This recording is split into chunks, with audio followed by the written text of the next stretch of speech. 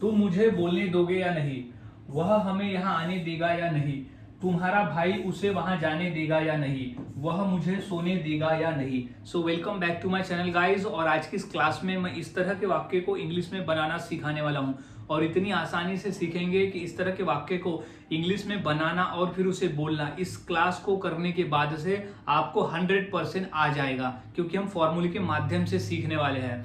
और हाँ गाइज, मैंने ऐसे ही 300 इंग्लिश सेंटेंस फॉर्मूला भी तैयार किया है, जिसके आधार पर आप आसानी से इस तरह के 300 अलग अलग वाक्यों की इंग्लिश फॉर्मूला से सीख सकते हो, बड़ी ही आसान तरीके से एग्जाम्पल के साथ में उसे समझाया गया है।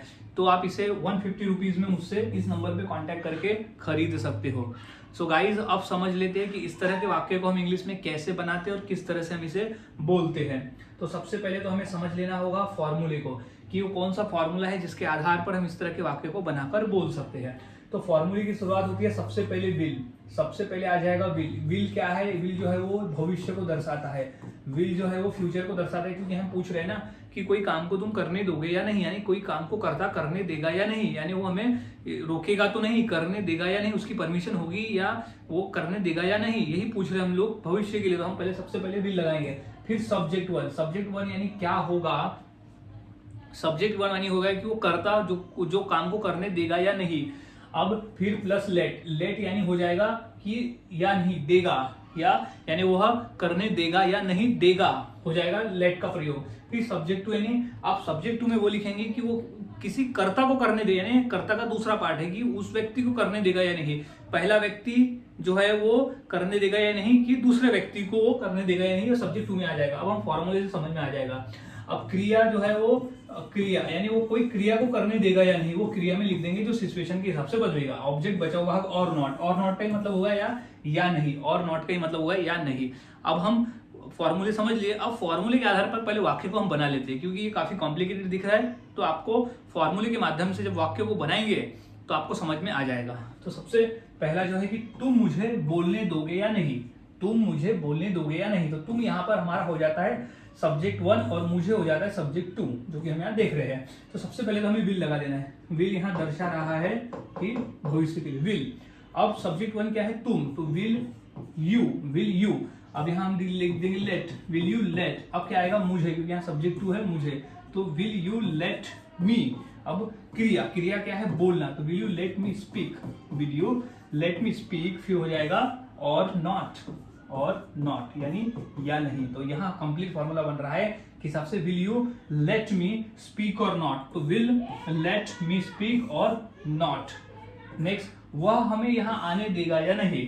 तो वह हो जाएगा यहाँ पर सब्जेक्ट वन और हमें हो जाएगा सब्जेक्ट टू।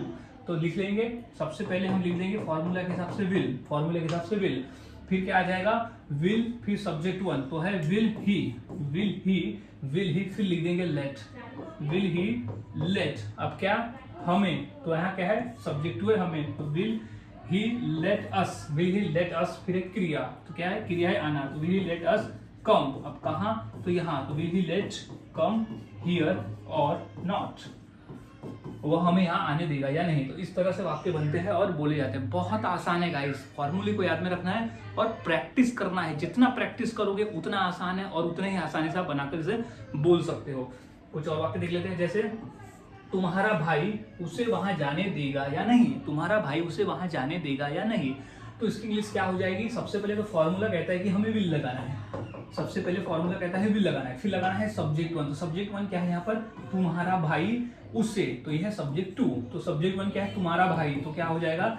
यूअर ब्रदर यानी तुम्हारा भाई, यूअर ब्रदर। अब किसे? उसे। तो सब्जेक्ट टू में लिख देंगे, नहीं, सबसे पहले लिखेंगे लेट। तो विल योर ब्रदर लेट किसे? उसे। तो हिम, उसे यानी होता है हिम।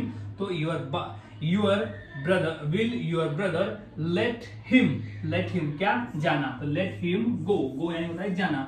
गो हिम, लेट हिम गो और नॉट क्वेश्चन मार्क, क्योंकि हम पूछ रहे हैं। सो लाइक कॉम्प्लिकेटेड है लेकिन अच्छे से समझ लेना है। जितना प्रैक्टिस करोगे आपके लिए उतना आसान है। थोड़ा सा कॉम्प्लिकेटेड है लेकिन आपको समझना होगा, क्योंकि वाक्य को हमें इंग्लिश में सीखना ही है। अब नेक्स्ट है कि वह मुझे सोने देगा या नहीं। तो वह क्या हो गया यहाँ पर? हमारा सब्जेक्ट वन हो जाएगा और मुझे हो जाएगा सब्जेक्ट टू। तो सबसे पहले हमें क्या लगाना है, विल। सबसे पहले हमें लगाना है विल, फिर लगाना है सब्जेक्ट वन। सब्जेक्ट वन हो जाएगा ही, तो विल ही, विल ही। फिर लगाना है लेट, तो विल ही लेट। अब सब्जेक्ट टू क्या है, मुझे, तो मी, विल ही लेट मी। अब V1 क्या है, सोना, तो स्लीप, स्लीप, स्लीप। फिर क्या है, ऑब्जेक्ट नहीं है लेकिन और नॉट, फिर लगा देना है हमें और नॉट, और नॉट। तो क्या हो जाएगा total, will he let me sleep और नॉट, वह मुझे सोने देगा या नहीं, तो will he let me sleep और नॉट। तो गाइज इस तरह से वाक्य बनते हैं और बोले जाते हैं। और एक वाक्य देख लेते हैं, जैसे तुम हमें टीवी देखने दोगे या नहीं। तो सबसे पहले क्या आ जाएगा, विल। सबसे पहले हम लिख देंगे विल, सबसे पहले कैपिटल लेटर विल, विल। फिर सब्जेक्ट वन क्या है, तुम, तो विल यू। फिर हो जाएगा लेट, तो विल यू लेट। फिर अगर सब्जेक्ट टू ये है, तो विल यू लेट अस, यानी हमें, तो विल यू लेट अस। फिर हो जाएगा V1, V1 क्या है, टीवी देखना, तो वॉच, अस वॉच, क्या, टीवी, तो टीवी। फिर क्या हो जाएगा, और नॉट, यहां लिख देंगे और नॉट, और नॉट, यानी तुम हमें टीवी देखने दोगे या नहीं। तो इस तरह से वाक्य बनते, will you let me watch TV और नॉट। अब नेक्स्ट है, वह उसे लिखने देगा या नहीं, वह उसे लिखने देगा या नहीं। तो फिर हम बनाते हैं विल, तो सबसे पहले हमें यहाँ लिख लेना है विल, सबसे पहले विल। फिर वह क्या है हमारा सब्जेक्ट वन, तो will he, will he, will he. फिर आ जाएगा लेट, विल ही लेट। फिर लिख देंगे सब्जेक्ट टू है उसे, यानी लिख देंगे हिम, हिम क्या करने, लिखने, तो will he let him right, right V1। और फिर लिख देंगे और नॉट, तो यहां लिख देंगे हम और नॉट, और नॉट, यानी वो हमें लिखने देगा या नहीं। तो गाइस इस तरह से वाक्य बनाए जाते हैं और बोले जाते हैं। बहुत आसान है, फॉर्मूले को याद में रखें और वाक्य की प्रैक्टिस करते रहें। तो इसी फॉर्मूले के आधार पर दो वाक्य, जैसे राजेश हमें खाने देगा या नहीं, और नेहा हमें खाना बनाने देगी या नहीं। तो ये दो वाक्य की इंग्लिश क्या होगी, मुझे कमेंट सेक्शन में जरूर बताएं। और वाक्यों की प्रैक्टिस करते रहे, जितना अधिक प्रैक्टिस करेंगे उतना आसान होगा, और उतने ही आसानी से आप वाक्य को बनाकर इसे बोल सकते हो। तो मिलता हूँ गाइस ऐसे ही और नए फॉर्मूले के साथ अगली वीडियो में। तब तक के लिए चैनल के साथ बने रहे, वीडियोस को देखते रहे और इसी तरह से सीखते रहे।